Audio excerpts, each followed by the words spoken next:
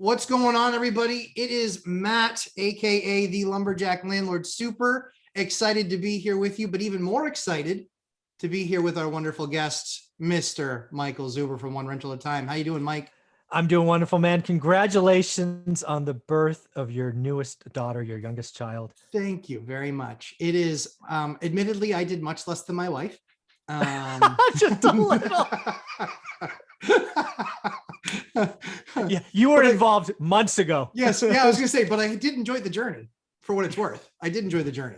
But yeah, thanks very much, Mike. Yeah, our daughter, Eliana, and this hat is in honor of her because all three of my kids, I wore this inaugural Las Vegas Knights hat for all of their births. Yeah, so yep, which all my buddies who are Bruins fans are like, what the hell? And I was like, dude, I get it. Like I'm a Boston guy too, but like this was the hat I had for the first one. Now it's got to carry through.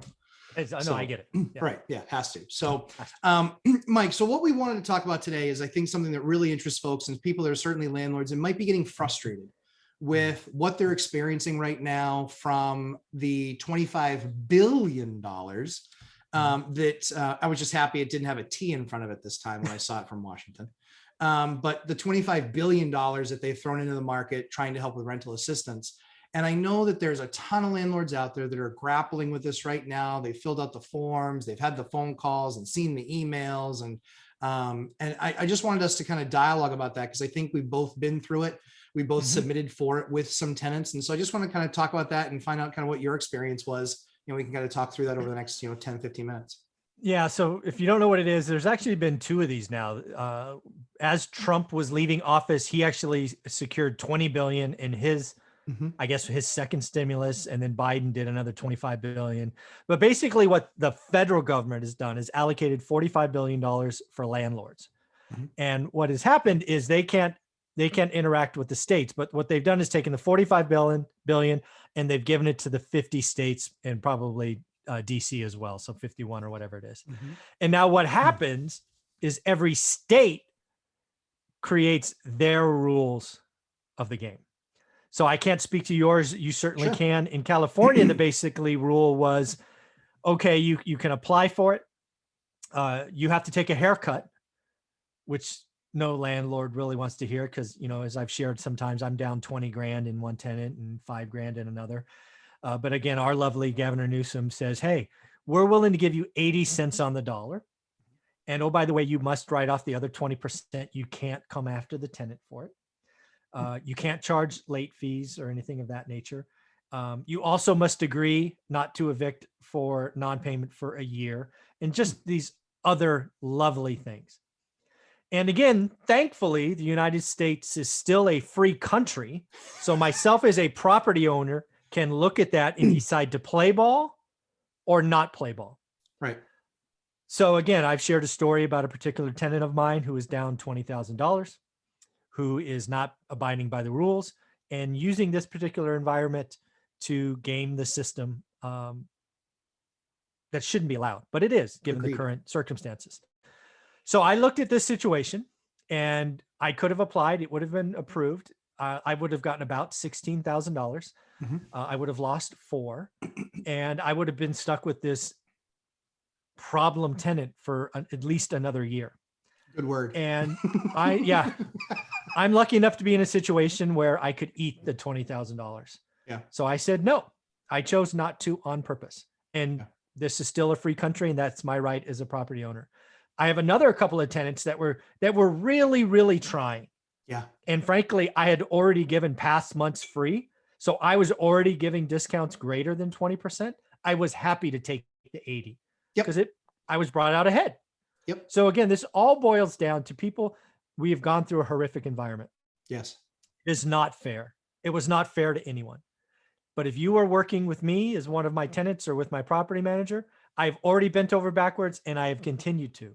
That's right. But if you are that individual who is using and gaming the system that I deem unfair and not communicating, I refuse to accept the money. I can't get you out till June 30th, but I already have the eviction filed. It's already approved. You will be removed on July 1st or whatever the first work day of the week is in July. And I feel okay about that. So that's my story in California. Yeah, I mean, Mike, I think that that's exactly it, right? Which is we've all come together through this pandemic, landlords and tenants, and the people that have struggled. You and I have nothing against them. We recognize it's not their fault either, and that's why we're more than happy to work with them. But if you were a lousy tenant before and you continue to be a lousy tenant and become even lousier and not pay, even though you could, those are the folks that you and I have problems with. Is the ones that they still had a job, they were still making money, and they just took advantage of it. Well, and what they did was they really took advantage of Washington's stupidity, which often is the opportunity that many of us have to work with, is people making these sledgehammer and blanket type decisions when a scalpel like approach is far stronger. The rules would have been far cleaner had it been, if you're out of work and you can't pay, then work with your landlord to make some arrangement. You and I worked through that all on our own. We sent out multiple letters and we worked with people all on our own without any promise of the government doing anything, because it's just the right thing to do. Absolutely. All we expect is the same of a tenant. What's the right thing to do? And I know in New Hampshire, our rules, so I can charge late fees, which was nice. I could also charge utility that were there. And I could also, roll the months and all that good stuff. So I could charge late fees. What we also do though is we also cap late fees. So I didn't go after all the late fees that they own. I only went after what I cap. Sure. But we worked with them. And what was really interesting to me is it opened up for us on the 15th of March in New Hampshire. And I had all three people ready with all the documentation I figured that they would need. I had all of that to them on the, before the 15th, so they could literally, when that site went live on noon on the 15th, they were ready to enter everything into the portal. It is now April 9th, and I have $0 more. And I have no more approvals, and I have no idea if they're going to be approved. None. Wow. I mean, I'm just thinking, again, I don't know New Hampshire, but I wonder how much money they got. I wonder how much pain is really out there. Well, I think the challenging thing for New Hampshire is that, and this is a backhanded boast, is that through all of COVID, our entire state only fell $50 million short of its budget.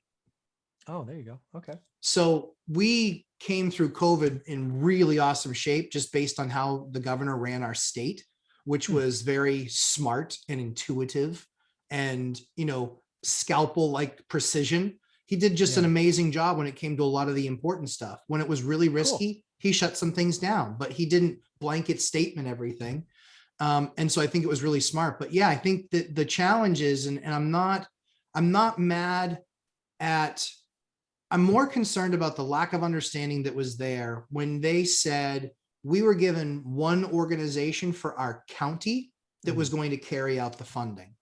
One organization. And the problem is that they're not that big of an organization. And so I feel awful for the people in the chairs doing the work.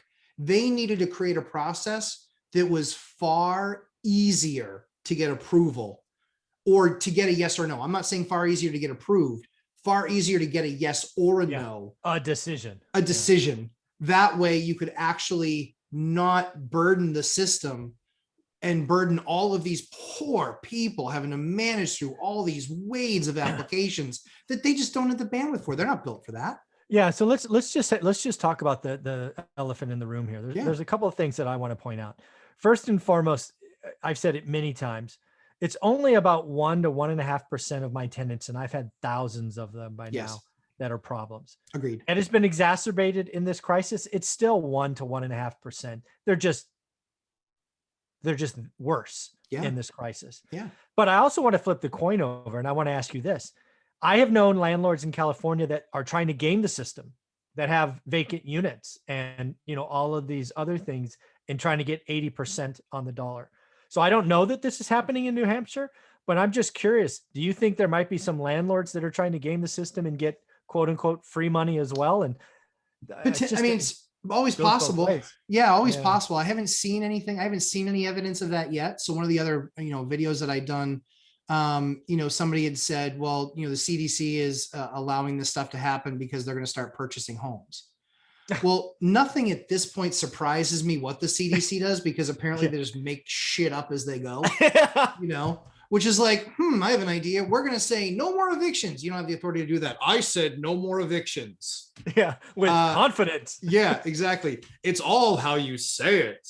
It's not. You can't just do it unilaterally, but clearly we're wrong. They can. So, apparently. I don't want to, go off into left field and be like, yeah, this is what it's contrived. I agree with the video that you did a couple of days ago saying, I don't think it's contrived. I think people did what most people do, right? Warren Buffett's famous for saying, when other people are running out of the fire, I'm running in.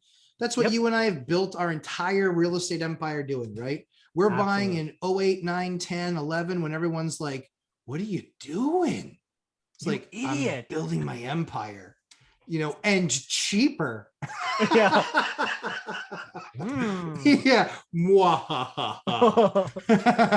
So, that was it though. That's how we built, our empire and being smart and transitioning. But yeah, like I said, it's just like anything else, right? It's the 1% of the bad apples from a tenant perspective that have just made the decision, even though they can pay, that they won't. And those are the people that, quite frankly, I've got nothing to say to you other than you've won the battle, but you will lose the war. And all I have to say is you better find a landlord who doesn't do a landlord reference, or that doesn't put, I've never, when was the last time you were evicted on his application? Because I have a feeling that you're likely going to be living in a tent city. Yeah, the downside for, again, I think you did that analogy well. The tenant, I already know the tenant that's got me for 20 grand and will probably get me for a total of 24. He feels like he's winning. I guarantee you he's telling his buddies, oh, I'm screwing my landlord. I'm that rich son of a gun. I guarantee you he's doing that while he's popping beer or champagne or whatever it is. Yep. And, in about 3 or 4 months, he will have a 24 or 26 or $30,000 judgment that will be on his credit for 10 years. That's right. That's right. I like to tell people, hope it was worth it. Yeah. Score. And guys, again, at the end of the day, Mike and I are trying to have fun with this because it's really depressing with as much work as we put into creating great product and looking out for our tenants and addressing their needs. Hey, I literally had somebody send me something today that said, hey, there's a problem with the vanity. There's also a problem with a washing machine. Within 17 minutes, I had answers back to him of exactly what was going to happen and when it was going to happen. That's because we put ourselves in our tenant's position and say, if I were living there, what would I like to see happen? Yes. And so if you do it that way and run the business that way, we're all people. But as soon as somebody decides to take advantage of a situation, that's when I quickly will revert to, all right, then if we're squaring off here, I just hope that you're ready. Yeah, no, I totally agree. You want to play? I will play. Exactly. Game on. Yeah, totally. 100%. So Mike, where can everybody find you? Type in One Rental at a Time. I should come up in YouTube, Amazon, Instagram, all those good places. Yeah. If you can't find him, you have an issue. Yeah, you might not be on the internet. Yeah, exactly. Yeah, you might not be on the internet if. Yeah, exactly. Mike, thanks so much for the time. Really appreciate it. Looking forward to segment number 2. You got it. Awesome.